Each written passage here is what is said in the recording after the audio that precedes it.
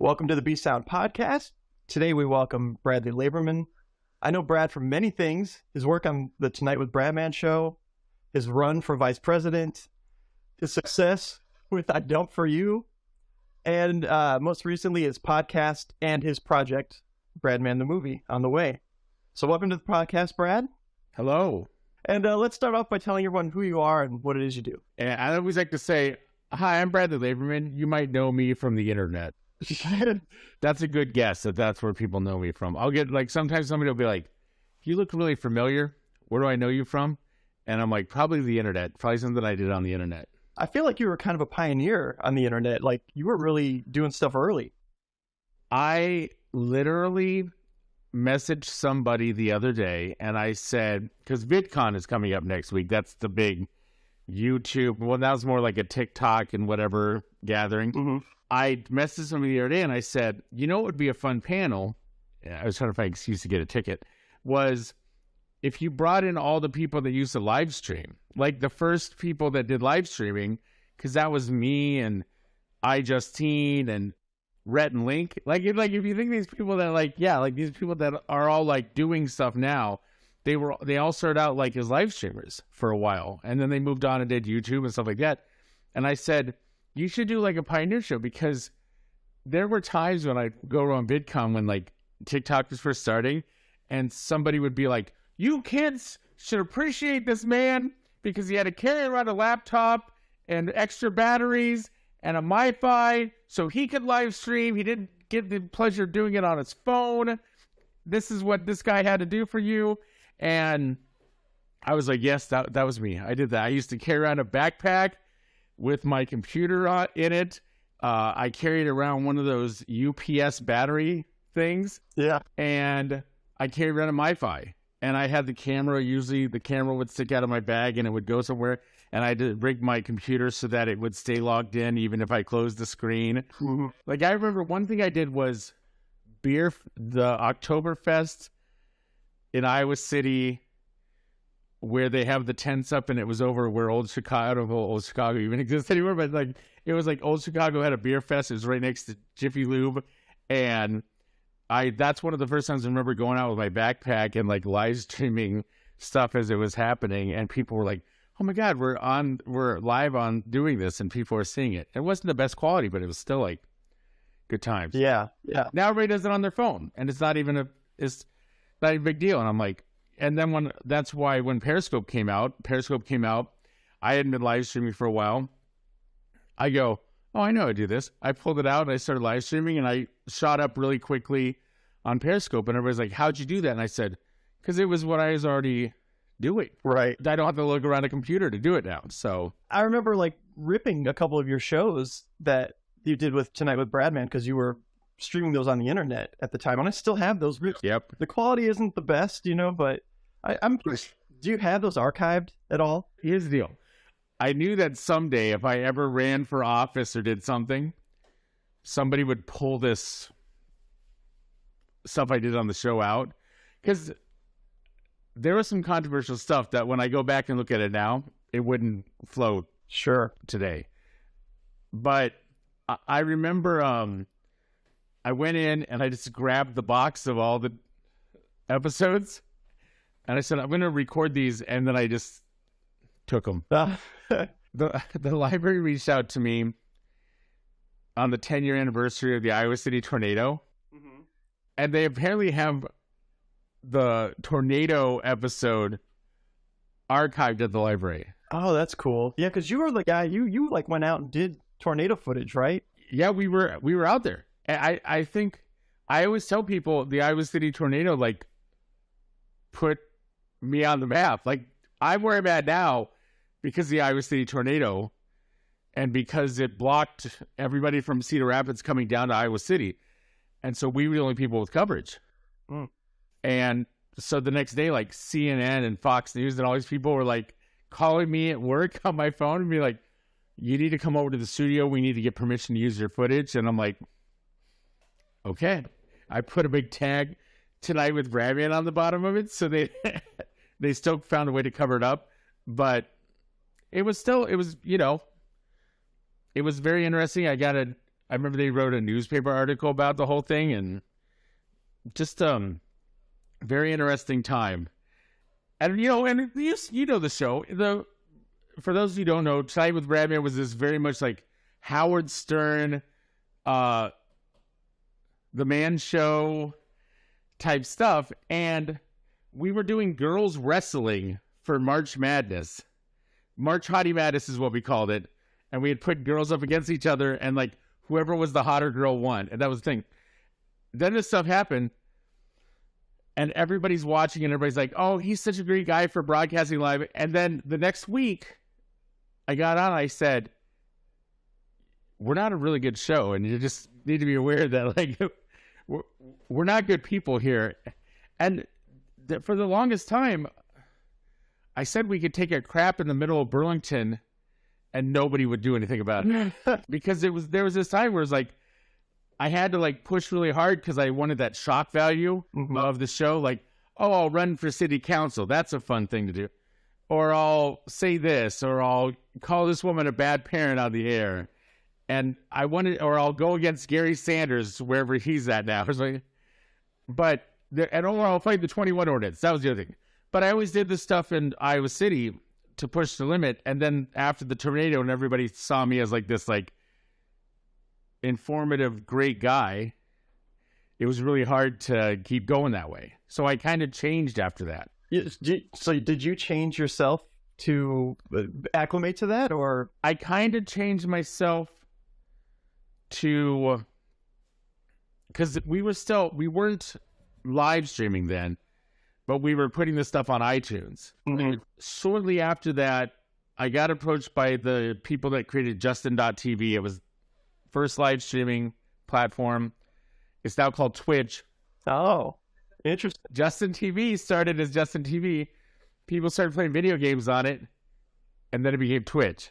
Well, and also a kid killed himself. A kid killed himself on Justin TV. So I think they did some rebranding to get around that. Yeah, I bet. That came out, and I said, I was doing live streaming, and then one day I realized I can plug the studio into my laptop and stream the entire show. So I started streaming the whole show like it was a regular show. And then other people started doing it. Yeah. I'm not saying that Young Turks stole their concept from me. I'm just saying a lot of familiar stuff going on. Right.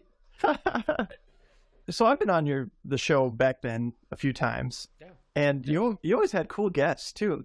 Did you ever have, I want to say you had iJustine on, but maybe I'm thinking of someone else. No, I did. The first time we live streamed, I knew iJustine because, and I still know her, but we met because we were doing this Yahoo talent search thing where the winner would get their own show on Yahoo. And so we were submitting videos for that. And I was just submitting episodes. And one of the things I submitted was, remember when Oprah dressed up a white family to look black and a black family to look white? No, I don't, but that's hilarious. It happened. People don't remember that happened, but there was this thing called Black White. And Oprah dressed up a white family, made them black, and a black family made them white, and had them live different lives. So I did a parody of that where I put on like a tuxedo and white gloves and horrible. There's no footage of this, so I'm admitting this now, but I'll just deny it later on. I'll say this is a deep fake of me telling this story. Yeah. But the joke was that I was dressed like an Iowa person would think a black person was. Yeah. And that was the joke. And I sat down with my roommate and my friends, and I said, I'm going to make a bunch of black jokes here. You guys are black. Tell me what's going to be funny. And then it was a lot of things where it was like, this guy's eating chicken, and he's like, oh, I'm full. Do you want some of my chicken? And I'm like, oh, I see how it is. That won't fly today. And I get that. Yeah. That was one of the things I submitted to this contest in 2006. That's how weird how things have changed. Yeah, things happen. I mean, that was 16 years ago, but still. Yeah. And that doesn't seem like that long ago. For sure. And that totally would have been acceptable too back then. It was very acceptable. It was very weird. Yeah, it's like the shock value humor totally got turned around and is something else now. It's like you get canceled if you do something like that now, which is unfortunate. Right. I mean, I get why it's not. I get why too. And that's the thing. That's the point of the matter, everybody, is that I get it. I know why it's not appropriate now. I mean, there was an episode where University of Iowa put out Herkies for around town, and different companies could have different Herkies going around. And I said, I think you were on the show. I feel like you were on the show, or Weingarten was on the show at the time. And I said, here are the rejected Herky designs. And one of them was Emma Goldman Clinic, which was the abortion clinic. And it was a Herky, because the Herky's all stood the same way. So I put a hanger in his hand, and I had like, he was holding a little fetus on the side. And I'm like, that's, there you go. And it was just purely for shock value. But now I realize there's no shock value anymore. You just get canceled if you did something like that now. Right. And it wasn't a statement of like, oh, I'm pro-life or I'm pro-choice. It was a matter of, oh, here's a funny joke. Hangers are also awesome, also associated, in a bad way with abortion. So here we go. Let's do this. Right. And then there was other ones, and there was like Studio 13 and all this other stuff. And Alley Cat Studio 13 was the gay bar. Mm-hmm. In Iowa City, that was a rare thing. That was the first time that was a new thing for me. I'm from the Midwest or whatever. Sure. But I did drag for several years when I lived in Iowa City. I was going to say, I remember you doing a couple drag shows. Yeah, I did drag. That's cool. I'm not trying to get you canceled, Dan, by the way. I'm just letting you know. I'm not worried about getting canceled. Any of my topics are like, whoa, what's he talking about? You can cut me off. I don't worry about getting canceled anymore. Come after me, everybody. Come after me if you want to cancel somebody. Or me, I don't care. Okay, never mind. Go after him. He wants. This is what I feel about canceling. Anymore, if you get canceled, all you're doing is creating another audience for the person, right? Like, yeah, people can ride that cancellation train if they want to. And if anything, if Joe Rogan and Elon Musk has taught us anything, that cancel culture doesn't hurt you anymore. It doesn't. I'm not trying to push the button and be like, oh, well, I will tell you it does. Right. No, I just say it doesn't hurt anymore. And I also feel like, the whole Johnny Depp thing happened, and that really changed everything. And now you're starting to see that. When I lived in LA, I knew this, but Brad Pitt and Angelina Jolie had a really messy divorce. And Angelina Jolie was dragging him through the dirt on stuff and like not letting him see the kids and all stuff. And he was just putting up with it. But people that were involved were like, she's allegedly insane on this stuff, right? And I think now, after the Johnny Depp thing, now he's like, I'm suing her for this. And I think now we're going to see all that stuff come out, where we're going to see how Angelina Jolie was like abusive to Brad Pitt. And I will be really interested how that turns out, because I think what's happening is you're going to see a lot of people that accused people of things and then they never came through. Nothing happened from them. And now all of a sudden you're like, okay, well, you know what? You kind of defamed me. Now we're going to turn it around. Yeah. And we're going to see what happens. Yeah. You hear people say, well, it's not cancel culture, it's consequence culture. But what's the consequence for accusing people when there's no, like, you could just say, hey, this person hurt me, and the person never did anything, but the accusation sticks, and there's no consequence for that person. Well, and I think we're stopping the whole, it was innocent, it was guilty by accusal. Mm-hmm. It wasn't guilty by trial, it was guilty by accused. Like, if you were accused, you were guilty. And that's what happened a lot in the past 5 years on the internet and with cancel culture was, if you were accused of something, you were automatically canceled and guilty. And now it's like, hold on a second, let's back it up. This Johnny Depp thing turned out to be a false alarm. And even though Kathy Griffin is still trying to, I don't know what she's trying to do. She's like, he's fat and orange and overweight now. And I'm like, we all watched the trial, right? He was at the trial, right? I saw him at the trial. He's not fat. He's not, I mean, Kathy Griffin, you're extremely scrawny and extremely skinny. So maybe everybody looks fat to you, but I'm fat. And Johnny Depp's not fat. Yeah. He's fatter than he used to be, but not fat. Yeah. Yeah. Yeah. It's like, he's more of the actual grape than the Gilbert grape.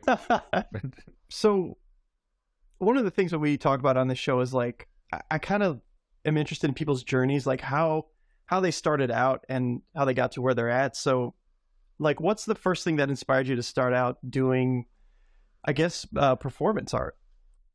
I had a speech impediment when I was a kid. Mm-hmm. And I would say things like school bus, like fube. And I spoke normal. I could read when I was like 3 years old. My brother was born, and all of a sudden I got a speech impediment. And we think it was like some psychological thing. So the school was going to put me in special education. And my mom was like, no, let's have a speech therapist come in, work with him, blah, blah, blah. And then the speech therapist would make me get up in front of the class whenever I did something. Like, oh, he can say L now. So let's get him up in front of the group and we'll do an exercise where he can do that. And I just kept doing that stuff, and it didn't really have any stage fright. And then I found out there was a play when I was in like third grade. And I said, can I be in this play? And my mom said, yeah. Started doing plays. What'd you play in the play? What do you remember your role? I was a cowboy on a farm in Cowboy on the Moon. Elvis in this junior high play called DuckTales and Bobby Sox. Okay. Because I could do an Elvis impersonation when I was a kid.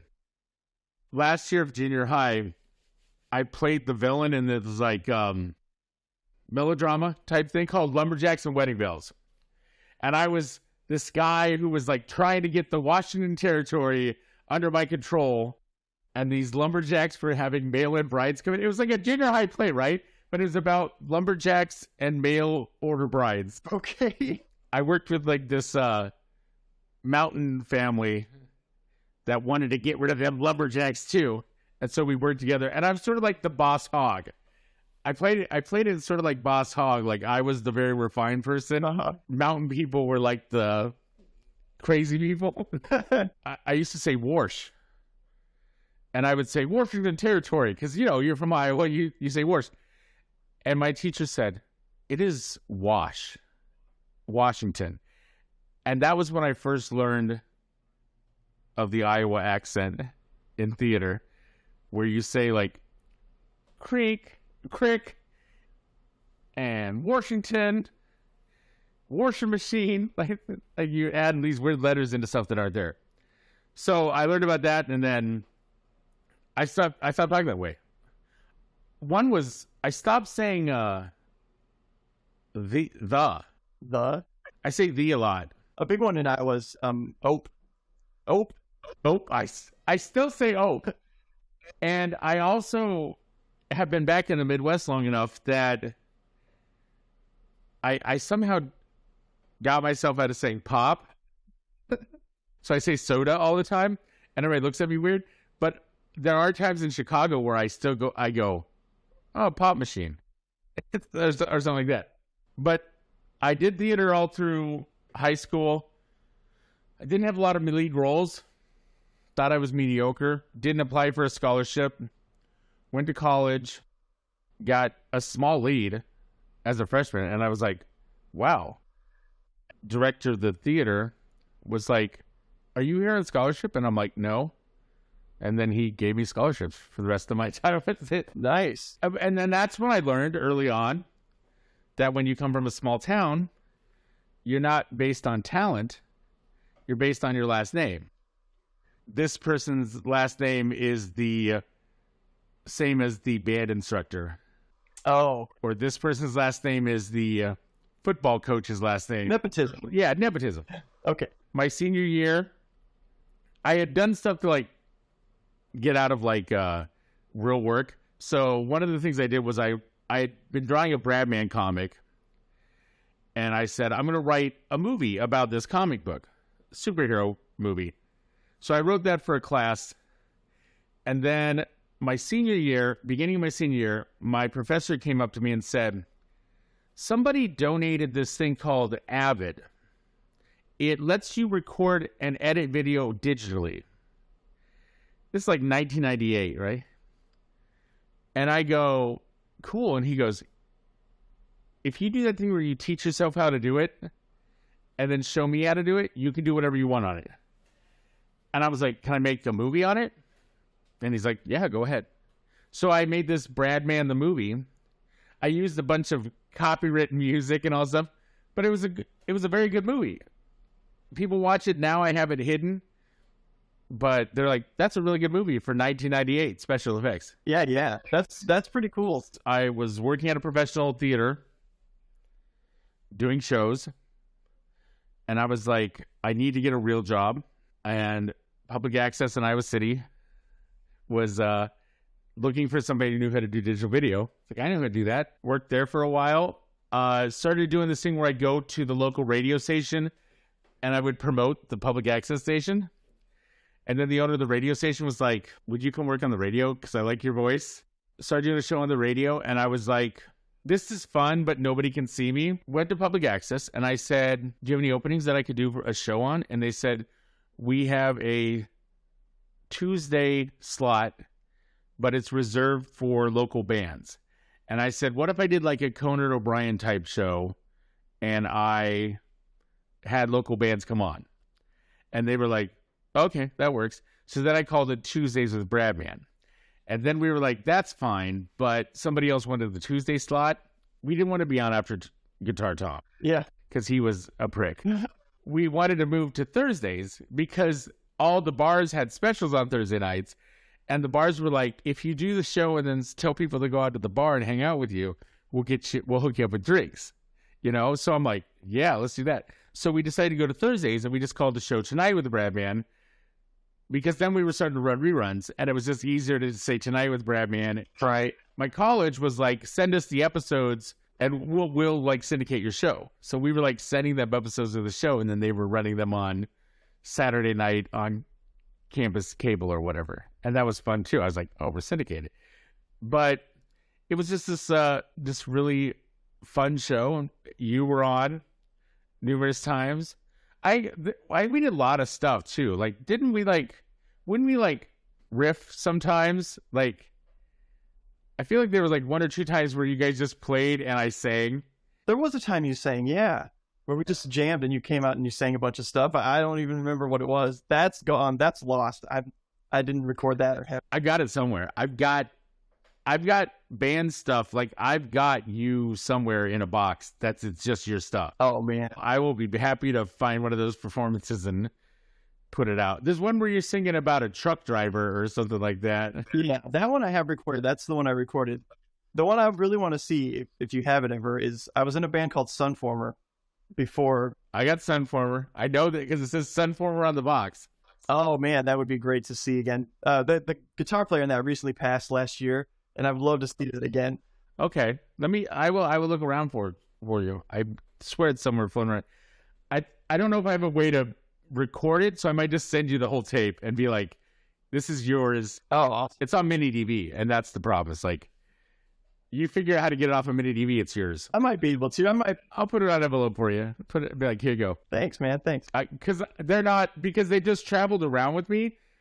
I'm assuming these tapes are still good. But they've just traveled around with me in a box. East Coast, West Coast. Yeah. Minneapolis, wherever I lived, they were just there. Sometimes they were in a storage unit for a while. Sometimes they were in a storage unit I didn't pay for, so I had to wait to get it unlocked to get it. But I would always like this box of tapes always just went with me wherever I wanted to go. So that's so cool that you hung out to it all the time. Yeah. One of the things I got to know is, what was the genesis of Bradman? Like, where did you said you had a comic, but like how did you come up with that idea? One of my friends in like 5th grade or 6th grade called me Bradman, and I was like, cool. And then when the comic came out, I had made like Bat Brad and like other dumb comics, and I was like, I want to make him his own thing. I'm just going to call him Bradman, with the joke being that nobody knew it was Brad, even though his name was Bradman. It was like this, like, It was like a step further than, oh, he's not wearing glasses, so he's not Clark Kent. It was a step further than that. Mm-hmm. I just played off of that concept, and then I made the villains like ex-girlfriends I had, or like kids in school that were bullies to me or something like that, and I make them the villains. And then when I was making the movie, I thought, well, my last name used to be Workman. What's something funnier for that? So I said Laborman. When I started doing radio, I was like, oh, I'm going to be Bradman because that's my nickname. I'll be Bradman. And then when I started doing the TV show, I'll be like, I'll be Bradman because that's my nickname.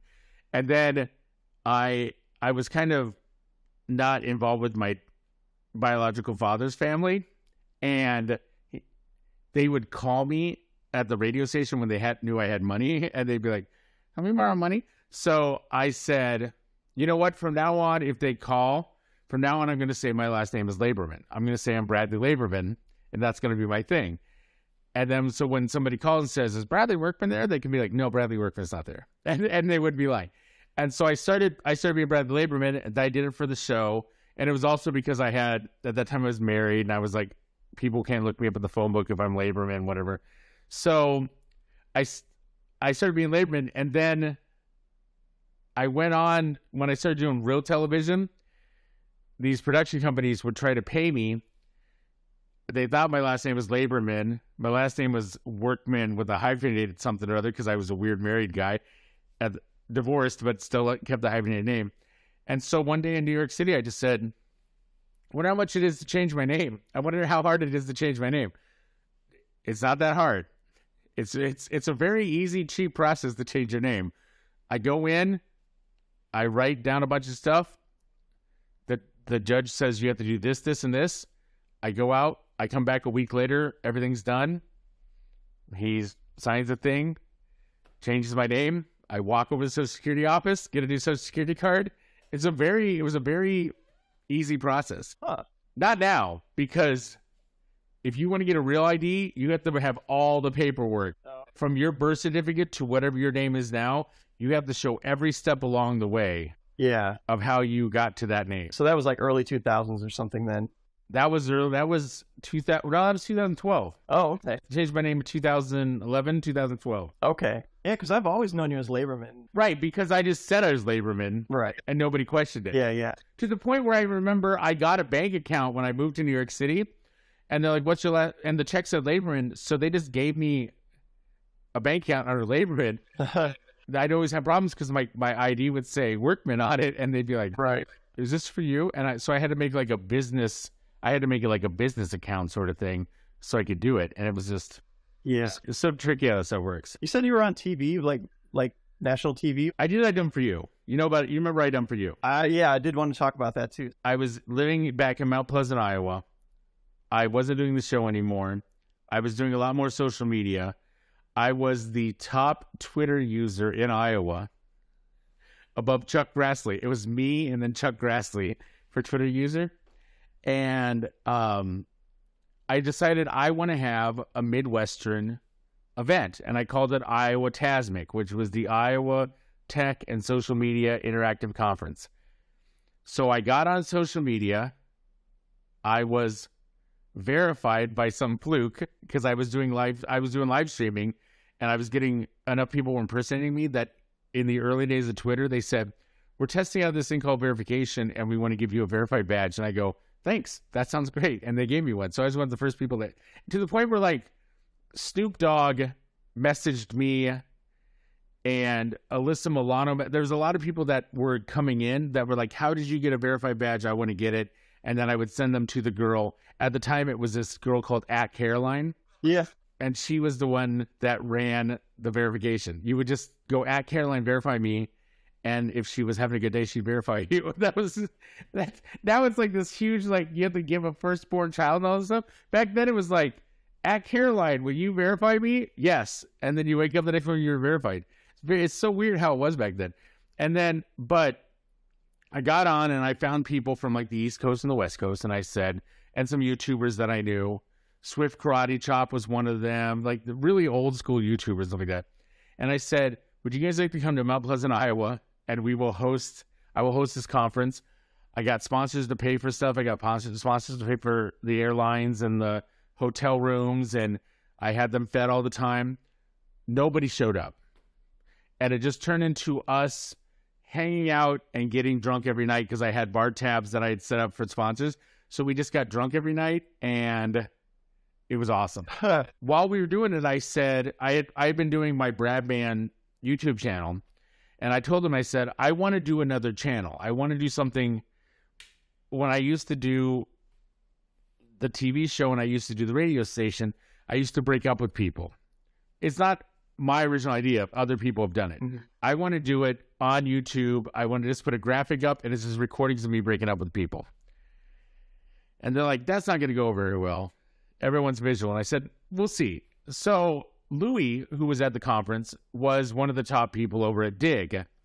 And Swift Karate Chop was like a top YouTuber at the time or whatever. And he said, put it out on YouTube. I'll promote it. And then we'll wait a week. And then Louis can push it up on the front page of Dig. I put it out. Swift Karate Chop mentioned it. It was on Dig the next day. Not with any help. It just went up on Dig the next day. So then I was like, oh, let me put another one up. Because I had various recordings of various people bringing it up. So let me do another one. So I put up 4 recordings, and every one of them ended up on the front page of Dig. And all of a sudden, somebody from Dr. Phil's like, we want you to be on Dr. Phil's show. Somebody from like the Today Show is like, we want you to come be on the Today Show and talk about this. Because it was a phenomenon. And I was like, what is going on? like I didn't realize it. It was like this weird phenomenon. Somebody said, how much you charge for it? And I go, oh, I didn't know. I wasn't planning on charging for it. So I said $10. Then all of a sudden, I started making money for that. Mm-hmm. Then I was like, I don't want to commercialize this. This guy reaches out to me, says, I own a brittle company. I make brittle. I want to advertise on your website. And I'm like, no way. And he goes, what's your offer? So I go, I'm gonna make an offer for him in like 2000. This is 2009, right? I'm like $2,000 to be on this website, a month to be on this website. And if you do it, $2,000, and you have to give me like so much money in brittle. Like, I think you have to give me candy too. Yeah, sounds good. No problem. The guy does it. And so he ends up on the front page, and he's smart because I'm getting put on all these TV shows, and they're showing the front page of the website, and he's getting all his advertising. So now I'm realizing, oh, people do want to. So then I'm like saying, what if we put advertising in the breakups? So then I start calling people to break up with them, and then I start doing advertisings in the breakups because I don't care. It's just funny. I'm just like, how can we just make this weird and just whatever? So then I'm just like, I'm calling people, and I'm like, oh, really? Have you ever thought of something.com? And they're like, what? And I'm like, never mind. And then I would just move on and continue the breakup or whatever. Picture This Television reaches out to me. I think it's fake at first. And they're like, oh, we want to do a TV show. We love this. We want to do it and make it a TV show. I'm like, who's Picture This Television? Turns out they were the show that made Kathy Griffin's My Life on the D-List. They were that. And so they were this Emmy Award-winning production company. Huh. They're in LA and New York. I've got friends in New York. So I'm like, I'm going to go to New York. I want to be a part of this. So we go there. We start filming stuff. They're trying to pitch it out to different networks. It falls between MTV and True TV. And then True TV wins because MTV. And it's weird because there's like all these different concepts of like what we want to do. Do we want to animate the breakups? Do we want to have puppets? Do we want to have me as a puppet? Do we want to have me as an animated person? It breaks out to the point where it's like I'm live action and the callers are, the people I'm calling are animated. And it's like they say things to me like, they're like asking me advice or a question. I go, you know what I really like is the College Humor animations. The cartoons for College Humor. Can we get that guy to do the cartoons? They get that guy. Wow. Like they go out and they get the guy from College Humor who's doing the cartoons for College Humor to do my show. And I'm like, what? This is great. He like sends me concept art like, this is what Bradley would look like if we animated Bradley. And I was like, no, I don't like that. I want to be live action. But MTV, I ran into them at a party, and this person from MTV said, we fought so hard to get your show, and we just couldn't get it. And it's so weird to hear that now, like to hear that after the fact. But then the show came out on, the pilot episode came out on Valentine's Day, 2012. Same time Impractical Jokers came out. Same time, Conan started airing on TBS. Okay. After an episode of Conan, they didn't have anything to put on. They put on Impractical Jokers. They could have put on my show. They put on Impractical Jokers. All these people tune in for the first episode of Conan and then watch Impractical Jokers afterwards. And then Impractical Jokers blows up because it's funny. I hated him for a long time. I didn't want anything to do with him for a long time because of this. I was very bitter towards them. But they're funny. And I watch them now. I watch like the whole... Like, I just sit there and watch them all day. And then they kind of show up my show. And they said, you can go out and pitch the idea, but you can't use the animated style. You'd have to do something else with it. And you can't have these 10 episodes because we own the rights to these 10 episodes. Oh, man. If I tell you an episode, you might remember it. Remember Farmville? Farmville? Yeah, remember there was an episode, I called a guy to break up with a guy because his girlfriend said he was obsessed with Farmville. And he was like, verbally abusive to her because she wouldn't join his farm in Farmville, and he like skipped out. It was a Valentine's Day one. He skipped out on Valentine's Day because he was like harvesting pineapples, or like he had to like harvest his food on Farmville. Nobody even knows what Farmville is anymore. But like, remember when Farmville was like the most important thing in everybody's life? Yeah. Yeah. It took 2 years to produce one episode of I Done For You. So it's kind of bitter. So I took my money. I went back home. I made a children's theater. And I started doing plays with kids. I did children's theater. And the idea was I'm going to cast kids based on their talent, not on their last name. And I went back to my hometown. It's sort of like, as a middle finger to my hometown, I said, I'm opening this children's theater and anybody can come be in the children's theater. And if a kid can't afford to be in it, tell me and I'll take care of it. Yeah, I'll let everybody be a part of it, you know? Yeah. Kids would come to me and say, the high school's doing these boring plays.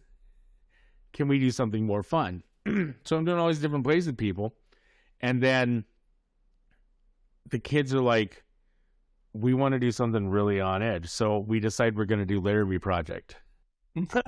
I decided I'm going to take high school kids and adults from the community, and we're going to put them together and we're going to do a Larry Project. And everybody's excited about it.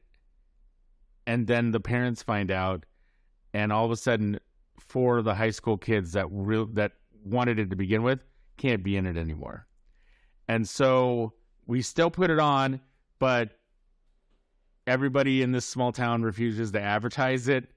And Burlington ends up writing a story about how Mount Pleasant is ignoring us because of the Larry Project, and turns into this big thing where everybody's like, oh, you're making our town look bad and all this other stuff. And I kind of said, okay, well, I'm done. So I rounded the kids up and I said, I love kids and I love theater, but if I continue to run this theater, I'm going to hate both of these things. So I just want to leave now while I still have a passion for theater and a passion for working with kids. I just retreated up to Minneapolis because it was like, it's like New York, but it's Minneapolis, and I can still be close to my family. I'm just going to do social media, forget about it. And then Periscope came out. And then I did Periscope, and then all of a sudden it's like, you should move back to New York. And then I moved back to New York, and everybody I knew in New York wasn't in New York anymore.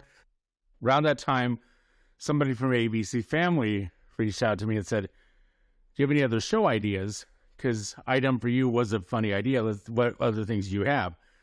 So I said, well, let's have a meeting. So I had a meeting and I said, I have this idea for a show where I'm a sorority girl. It's called The Chunky Zeta. And it's based on, I did a YouTube sketch where it was called The Chunky Coed. And I would dress up like this college girl. And I would just be this chunky college girl that like spoke very nonchalantly about sex. It didn't really like care about what she was talking about. And that was based off of Brenda, who was my sister, that we would send out on Tonight with Bradman. We would do these fake via satellite conversations. Like when the girl disappeared. Remember when that girl disappeared in like Columbia, wherever she was at, that Natalie, whatever her name was, that girl went missing. She's dead now. I feel bad about it. But oh man, it was like something like that, where there'd be like news stories where it was like, this girl disappeared during spring break. So we sent my sister out to this location to ask what the mood was. And then the joke was like, it was me in a wig playing this college girl, and I was just trashed. And I was just chugging beer and drinking the whole time. And I was just disgusting. And then what we would do is we would record it, and then I would just interact with the recording like it was a live studio. It was like a live satellite feed. And then we like would rehearse it. So then like whoever my co-host was or Candyman could ask questions, and we could time it out so that she would respond, and we could cut her off, and it would just be funny. It was whatever, that was the thing. Anyways, so I said, I have this idea for a show. These girls are seniors in college. They're in a sorority house. They're the most horrible girls in the world. In the first episode, they realize that guys haven't tried to roofie them, and they don't know what's wrong. So they go out to try to get roofied. Oh, man. ABC Family is, of course, like, no, we can't put this show on it. They said, we could maybe run this on our new digital. I think it was ABC Go. Mm-hmm. I was like, I can put it on digital. And that's what I decided I was going to produce my own stuff. Yeah. Because Item for You took 2 years, wasted 2 years of my life, and then they shelved it. And I was like, I can produce stuff, put it out 6 weeks, and then that's good to go. So that's when I started producing my own stuff. Right. And I've seen some of those. Yeah, the stuff was out, and then Amazon took it all off. Because it was the same thing where it was me dressed like a woman, and the whole idea was like, I'm not a drag. It's a female character. I don't want to ever portray like I'm in drag. It's just me as a female character. Right. But people took it as I was insulting transgender community or whatever. Mm-hmm. Like, that isn't what this is about. It's like Monty Python, right? Yeah, exactly. It's like Monty Python. We did have an episode, though, where I had this girl, Christina, who was a friend of mine, play Brenda's ex-boyfriend, who was obsessed with her, so decided to get a sex change operation to become a woman, to be more like her.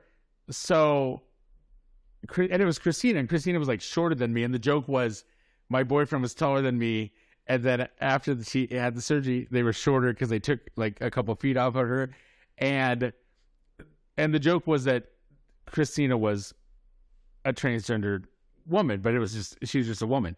And then but I, not without trying, I reached out to several people, transgender actresses I knew, and I said, do you want to play this part? And they said, no, we don't want to, whatever.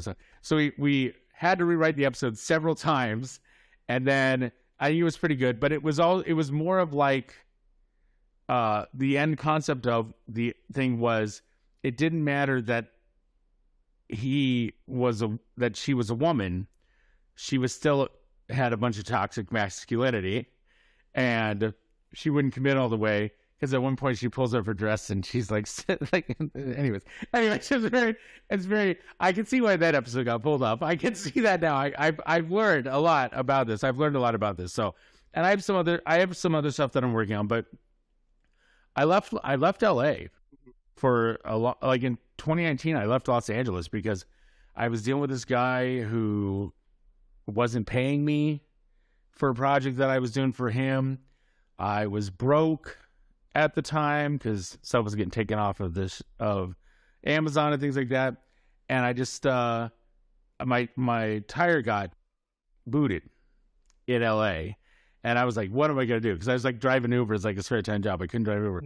So I called my brother. My brother goes, I will pay for your boot, but you need to come take a break. Come to the Midwest. We live in Bolingbrook. Come stay with us for a couple of days, whatever you say, a week, a month, however long you want to stay. So my lease was up at my apartment in LA. Packed everything up. I had a couple of nights to stay in Vegas. I had a bag of edibles. Went to Vegas, sat by the pool, did edibles for a couple of days. Decided to drive to Chicago. See my mom along the way in Iowa. Drive to Chicago, and then I was going to go to New York. I was just going to take my packed car to New York City, and I could get an apartment easily. I could be like, I know where I want to live. So got to Chicago, went out to karaoke that night, forgot how much I just love small town, Midwest, whatever. And I was like, you know what? I'm just going to stay here. My driver's license was expired like 2 days after I got there. So I had to go over and get a new license because California license, when they expire, you don't get like a 30-day grace period.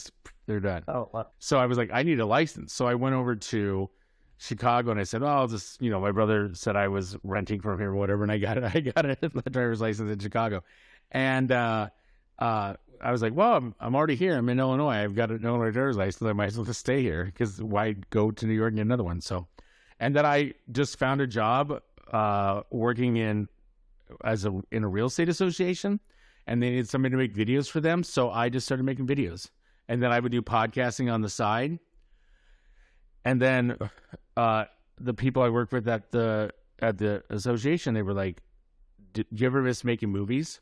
Because I was in this movie called Rideshare, and they all watched it. It's about, I'm a killer rideshare driver. Okay. You can find it, Rideshare the movie. You can find it. I gained a bunch of weight for the movie, and I haven't lost it yet. I've lost a lot of it, but I'm getting back to normal. But I'm pretty huge in that movie, so it's pretty interesting. But I went. They said, if you want to take some time off to make another movie, go ahead. And I'd always wanted to remake Bradman, because the thing I did wrong about Bradman was I used copywritten music, so nobody could ever see it. So I rewrote it, which I'm going to tell you something about rewriting it. The script from 1998, I had to rewrite a lot of it because a lot of the problems could be solved just by calling somebody on a cell phone. Yeah. And if you think, in 1998, cell phone wasn't an issue. So that's how it just in timeline period, like cell phones weren't even that popular in 1998. And that's weird too. And now they're all over the place. And so I had to like rewrite stuff for that purposes. There was some characters that I wanted to really push on. I also was like, I wrote this when I lived in Iowa in college, and it's very white. I'm going to go back through, and there's several characters that are ambiguous that I could play around with in regards to gender or ethnicity and things like that. I went through and changed a bunch of characters out, and I really have a good group of people together. I was like, who do I know that plays music? There's some songs that I knew I wanted to put in the movie, so I had to pay for those and go through this stupid process to all this up. Then I'm like, who do I know that would just let me use a song and wouldn't try to gouge me for money? And I was like, Dan, I know Dan. So I said, let's do this song. There was a song that I liked from Matt Weingarten, so I called up Matt Weingarten. I said, hey, can I put your song in this thing? Dan Bobek sings a song. Oh, yeah, okay, yeah. Let's all put songs in there. So I'm like, everybody from Iowa City who I knew, I was like, let's put some music in there. So, and then I, if I have stuff I still need to film, so like any Chicago bands. I thought it was going to go out last year, but editing and stuff like that, it'll come out in September. Oh, wow. The Willy Wonka video song? Yeah. I kind of wanted to know if I could make that the title song for the movie, because I kind of like that a lot better. Now that I hear it a lot, I'm like, I want to make that. All right, so there we just officially agreed on the air then. Yeah, you're pretty. We'll make that the title song for the movie. A lot of like stuff flying through space sort of stuff going on at that time and things blowing up. And I was like, that's a good song for that. I think that song will work out good. Cool. Originally I had Chumbawamba as the title song. And originally before that, I wanted to use this song from Machines of Loving Grace called Butterfly Wings. Okay. Or something like that. And I got this CD in my mailbox in college, and it had a bunch of sample songs on it, and I was going to use those for the movie, and then one of my roommates stepped on it. But then I refound all the songs, and one of the songs I found was written by Sam Sham and the Swing, is what the name of the band was. Turns out the guy is a famous music producer now.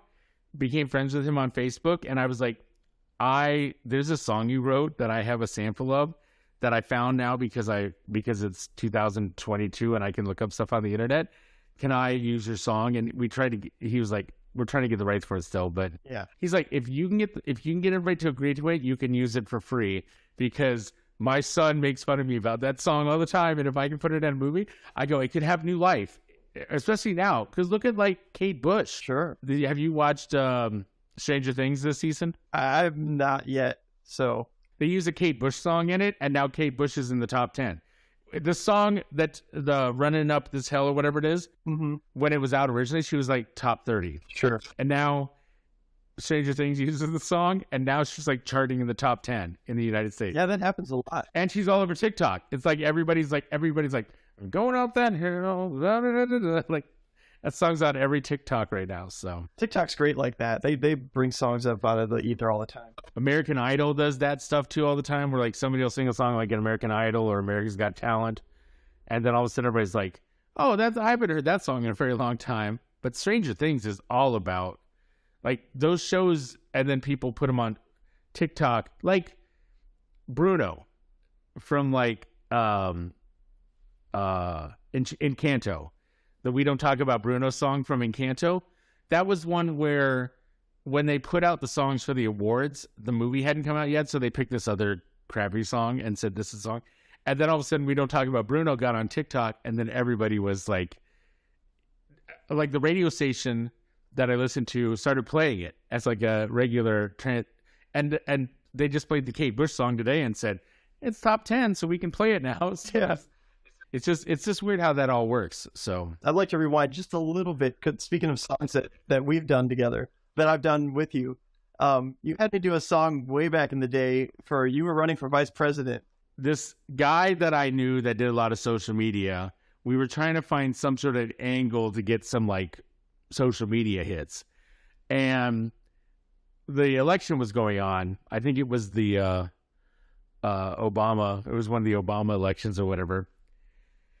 And all these people were running for they were running for president. And I said, what if we did something where I said, I'm just going to run for vice president, and I'll agree with anybody who wins as president, and I'll be there, and I can be the running mate. And so he's like, that's funny, let's do that. And then I think I reached out to you and I said, can you write me a song for this? And then he wrote me this great song that I still have, that's out everywhere, that I have like a hidden YouTube video of it or whatever.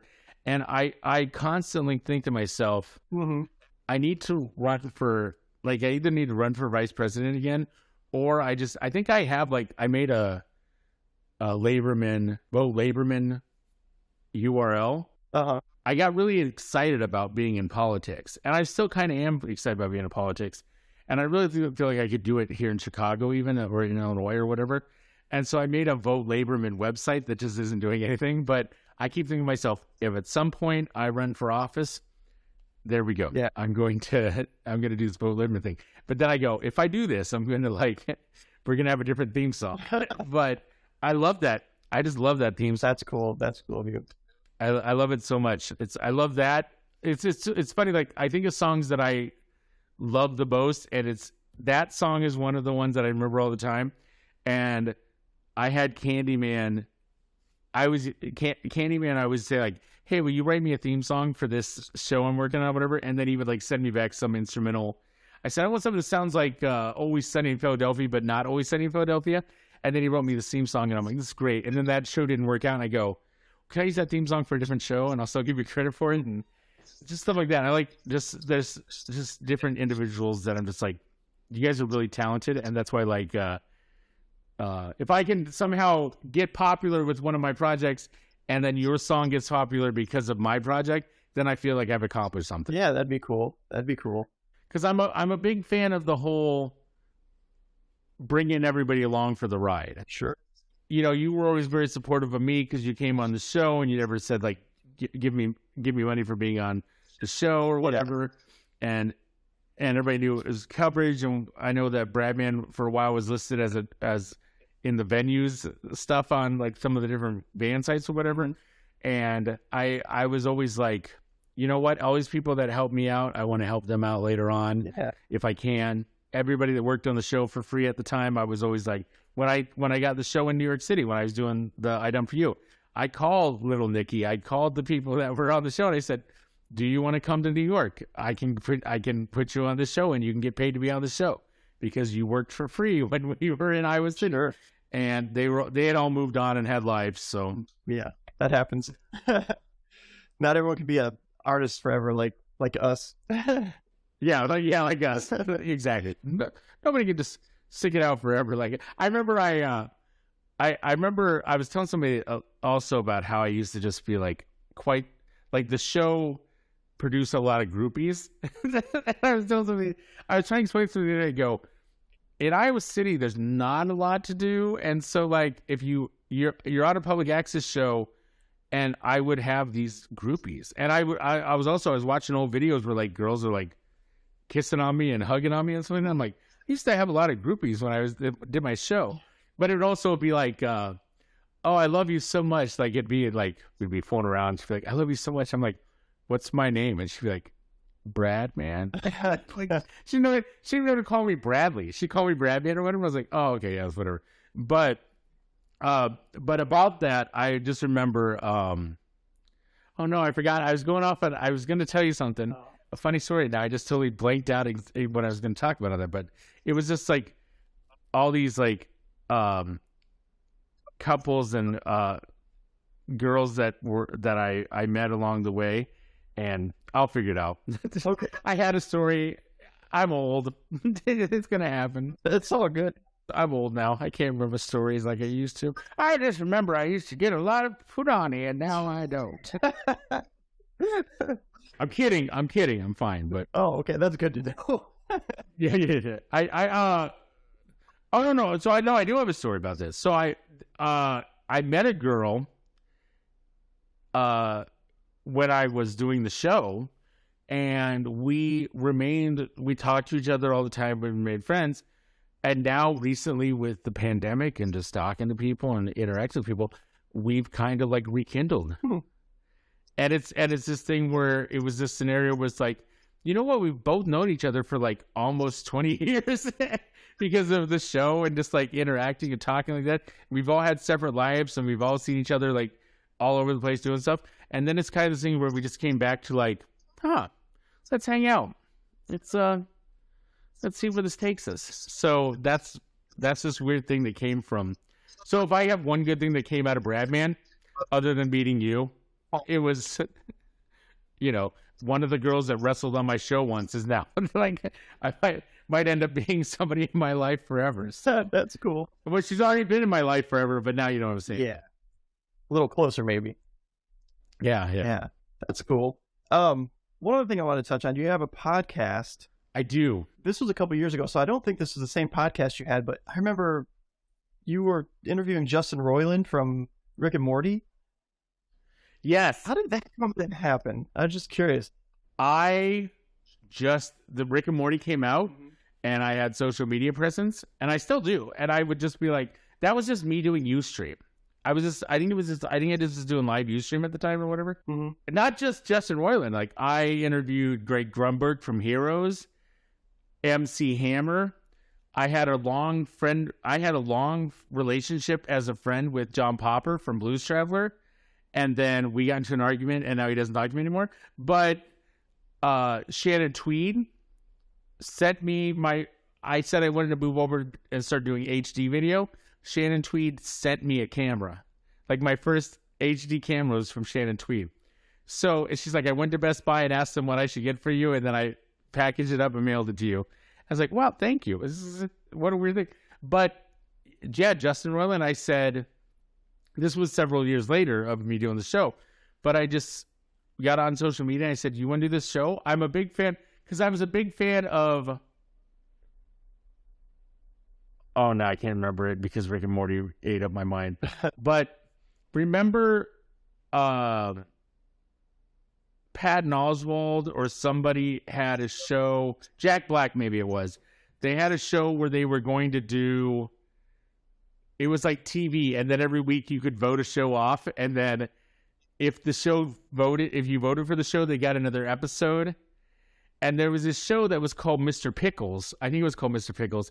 And it was like the Cat in the Hat, but it was like these like Justin Roiland type characters. And a lot of them remind me of what's going on with like Mr. Poopy Butthole and stuff like that. Like that's the type of stuff. Yeah. It's like, but it was like this Cat in the Hat type character that got in trouble for hanging out with kids because he had like a restraining order.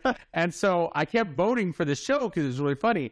And that's where I remembered him from. I don't remember if it was Patton Oswalt that had the show or Yeah, I don't remember the show. something TV. It was a show on ABC and you could vote. And it was like they'd run episodes, and if you voted, you could keep it going. You could keep you could keep one of the episodes going.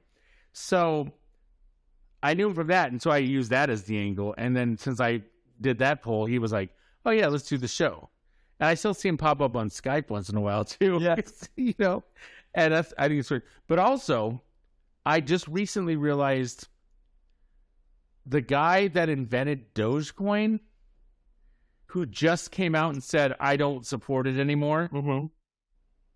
He was on my show because I was an early Dogecoin adapter. I was an early crypto adapter way back in the day. I had a show about how I lived off of cryptocurrency. I did in like 2014. Wow. 2014, 2015. I did the show. You can still find it on YouTube. It's called It's All About the Crypto. And you can find it whatever. That's a show that Drew did the sound for. Because I wanted to do like an Always Sunny in Philadelphia type show / Curb Your Enthusiasm with this like weird cryptocurrency. Like I'm living off of cryptocurrency. And then what's his face from Super Size Me did a show where he lived off of cryptocurrency. And I'm like, dude, I did that. And people were like, Bradman has already done this. Why are you copying this? Right. But it was this weird surreal time where I lived off of cryptocurrency and people were paying me in crypto. And I was hearing all this stuff and people were saying, by 2016, in September 2016, it's going to double or whatever and all this stuff. And so I'm telling all those people this stuff on live streams. I'm like going, you know what I heard? In September 2016, it's going to double or triple or whatever. Mm-hmm. And then I got rid of all my crypto. Oh. And then it shot up to 30,000. And all these people are like, we listened to you and we made all this money. And I'm like, where's mine? You would think like if you made $30,000 off of something I said, Mm-hmm. you could give me $1,000, right? I feel like that'd feel like a fair, like, thanks for the tip. Here's $1,000 because I bought 5, so I didn't make 30,000. I made $150,000. But yeah, nobody ever like goes, oh, thank you for these tips and here's some money for you, or whatever. But also it's weird because I'll go through. I had an old Bitcoin wallet that I would pay for stuff on. I think it was Circle before they closed down. And I would look through like money I'd sent people for like pizza and stuff like that. And like the transactions now said like $35,000, $50,000. And I'm just like, are you kidding me? Oh, but that was, it was one of those things where I made the choice to, I did that numerous times. They had sent me, William Shatner was doing a show in Iowa City. And it was the night of my birthday show where we were going to have cake wrestling. And they said, we want you to go and try to get into this reality show. And I went there and I was like, this doesn't seem legit at all. I don't want to be a part of this. I got to go do cake wrestling. So I left. And then it turned out that it was a fake show. And William Shatner gave all these people money to be on the show. Remember that Iowa fake reality show? Remember that? Mm-hmm. I missed out on that too.